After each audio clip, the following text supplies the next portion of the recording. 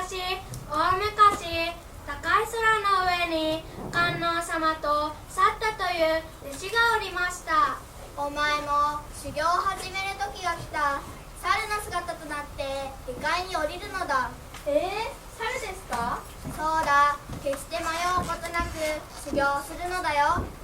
はい、観音様、決して迷わず修行に励みます。下界の高原に降り立ったサッタは険しい岩山の上で修行を始めました。そこへ人間に化けた岩の女の妖怪がやってきました。サッタ様、私と結婚してください。なんだと？お前は誰だ？私は悪い子のよするために岩の妖怪になって生まれた女です。でも人間の姿をしてるじゃないか。はい、あなたと結婚するため化けてきました。私たちは結婚しなければならない運命なのです。私は観音様の弟子なんだ。結婚などできない。もし結婚できないんであれば、どこかの妖怪と結婚して毎日1万人の生き物を殺し、1000人もの人間を食い殺しましょう。1000人の人間だって？そして妖怪の子供をたくさん産むでしょう。その子供たちは高原の生き物をみんな食い殺してしまうでしょう。私は観音様の弟子なのだからこの女と結婚はできない。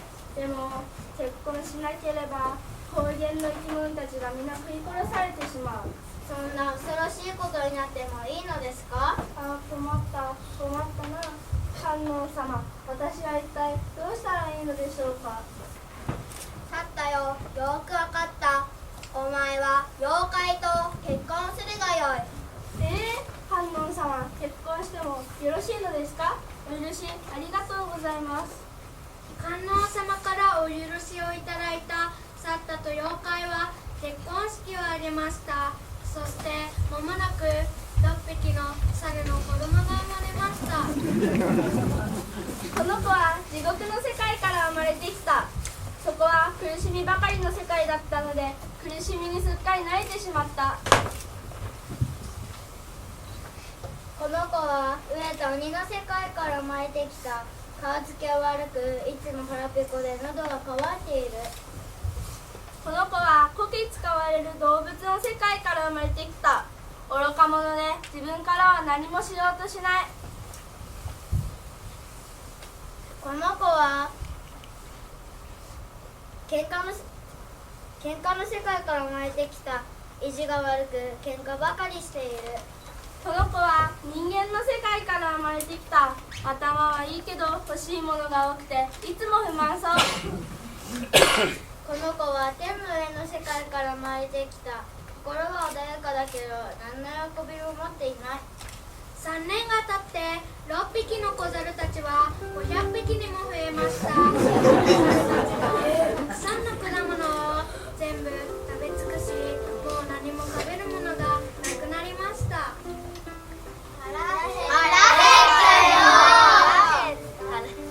観音様、あなたに結婚を許してもらい、きっと幸せになれるものと思っていました。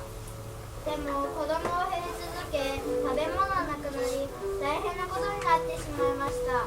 どうぞ子供たちをお助けください。お前たちの苦しみはよくわかった。子供たちを助けてあげよう。私の蔵には大麦、小麦、エンドウ、そば、はらか麦の種が山ほどある。それをお前たちの高原にまいてあげよう。それ。種は観音様の手から広い高原に飛び散っていきました。そして瞬く間に麦や豆がいっぱい実りました。観音様、ありがとうございます。さあ子供たち、腹いっぱい食べなさい。子供たちは腹いっぱい麦や豆を食べました。それからだんだん尻尾は短くなり、人間の形に変わっていきました。私の血を引いた子供たちは心穏やかで思いやりが深い人間になったのです。私の血を引いた子供たちは欲が強く、喧嘩好きな人間になってしまいました。